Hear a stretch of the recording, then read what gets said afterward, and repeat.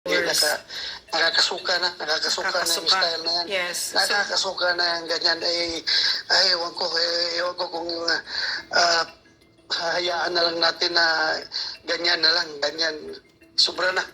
Senator. Hindi lang suka. Ayaw ko sabihin dahil last time ngayon Hindi lang suka ang mangyari dyan. Baka mayroon pang ibang mangyari dyan.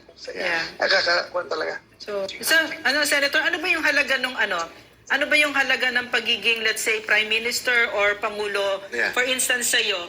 I mean, gagawin mo ba yon na you're going to railroad at yung ganyang kalakas talaga ng garapalan, gagawin mo ba yun? Is it going to be worth it for you?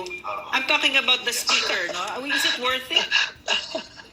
Kasi parang siya ang nawawalan kasi dito sa pananaw ko Siya nawawalan ng dangal dito no? Exactly. Nasa tao yan kung gaano ka kaganit sa power, gaano ka talagang sarado yung utak mo na gusto mong makuha yung power na yan, nasa tao yan. Pero in the end, destiny pa rin yan, Loren. Hindi mo pwedeng brasuhin yung posisyon na yan, lalo na yung pinakamataas na posisyon ng Pilipinas. Hindi mo yan pwedeng brasuhin kahit anong paipal mo dyan, kahit anong diskarte mo dyan, pakulong mo na yung lahat ng mga kalaban mo. Pero kung hindi talaga nakasulat sa yung palad na ikaw ay magiging ganyan, hindi yan mapunta sa'yo. Walang mangyayari sa'yo, kaya sinira mo lang yung buhay mo pag gano'n ang ginagawa mo. Correct. If you're not destined for that kind of position or for that kind of destination in life, tama si Senator Bato, hindi mo maipipilit na, lalo pa kung ang taong bayan ay hindi kasama sa iyong pamimilit na hawakan ng kapangyarihan sa ating bayan. Yes, ka, Eric. Yes. Go ahead, Senator. Iba na yung taong bayan na nagpipilit sa iyo. Hindi ikaw mamimilit sa taong bayan. Dapat ganun. The other way around. Tama po. Correct. Yes, tama po ka dyan, Senador. At gusto ko na pong kunin ang pagkakataon na ito dahil si Senator Bato, what you see is what you get. Ganun siya. So ito nakikita natin. So Senator, okay lang po ba na itanong ko? Dahil nakikita naman po natin, gaya nga po ng inyong sinabi, ang ginawa po ang ating konstitusyon para sa ating mga kababayan para mapaayos ang kanilang buhay. Pero sa nakikita po natin sa mga sunod-sunod na kaganapan, kabilang na ang nangyari sa SMNI at iba pa dyan sa lower house, gusto ko lang po malaman, Senator, kung i-rate nyo po ngayon ang lower house from 1 to 10. Kung okay lang po, Senator. Hindi, gusto ko lang malaman, syempre, sayang naman, Senator. At alam ko naman, diretso naman si Senator Ronald Bato sa kanyang mga sinasabi. Kung maaari lang, how do you rate po ngayon ang lower house? Ako ayaw kong magbigay ng rating dahil mapanghusga yan dahil for all we know, yung 320 na tao dyan, hindi naman yan lahat mga sakim sa kapangyarihan. Daming matitino dyan, kaya hindi natin sila pwedeng lahatin. Pero ganito lang, alam mo, ang mahirap magwa ng manghusga, pero nakikita natin yung sinasabi mo kanina na yung konstitusyon para sa kabutihan ng taong bayan, ganitong gawin natin. Pero nakikita natin yung mga moves na ganyan, yung puro surprise attack na ginagawa. Halata mang hindi para sa taong bayan yung tinitingnan dyan, kundi kabutihan ng mga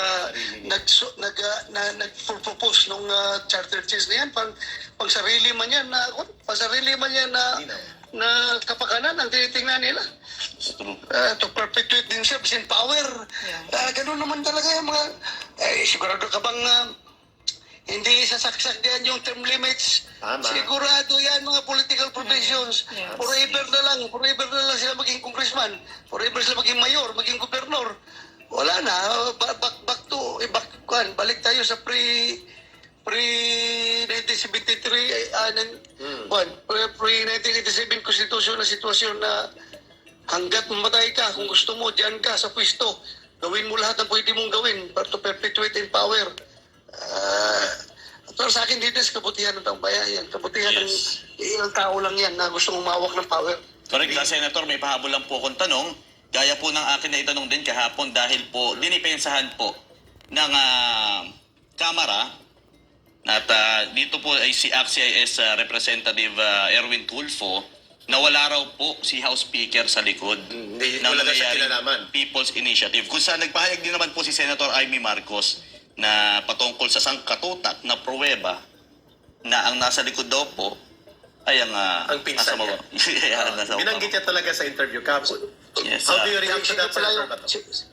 Sino pala yung sinasabi ng kaibigan ko na congressman na instruction ni ganito, ganun, instruction na ganun sa amin, na instruction sa amin na hindi lang 3% of the total number of regular of registered voters of our congressional district ang kukunin namin pirma, kundi 20% talaga daw para overwhelming. Eh, sino pala nagbigay ng instruction na yun? Yeah. Tama. Yeah. Correct. Correct. Ang galing ng logic ni Senator Bato. Sino pala nagbigay ng instruction na yun? At Senator Bato, Hindi ko nasabihin yung pangalan ng aking kaibigan, pero may kaibigan ako na nagkwento na gano'n. At Senator Bato, sir, binulgar din ni Senator Yes. Amy Marcos kahapon ang mga kontraktor ng mga kongresista Yeah. sa Congressional District na mga kontraktora ay kinutahan din ng signatures na tag 20,000 minimum signatures para sila ay hindi ma-blacklist doon sa pangungontrata Grabe, sa mga proyekto ng Congressional District ng mga Kinutahan talaga congressman ni nila. Ito Tambak. ay revealed on interview ni Senator Amy Marcos kahapon. Yeah, the worst na talaga, the worst na hindi Worst. nakakasuka na yung style na yan. Yes. Nakakasuka na yung ganyan. Ewan ko kung hayaan na lang natin na ganyan na lang, ganyan. Sobra na.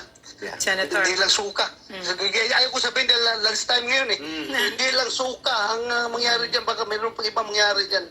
Yeah. Nakakakuha talaga. So, mas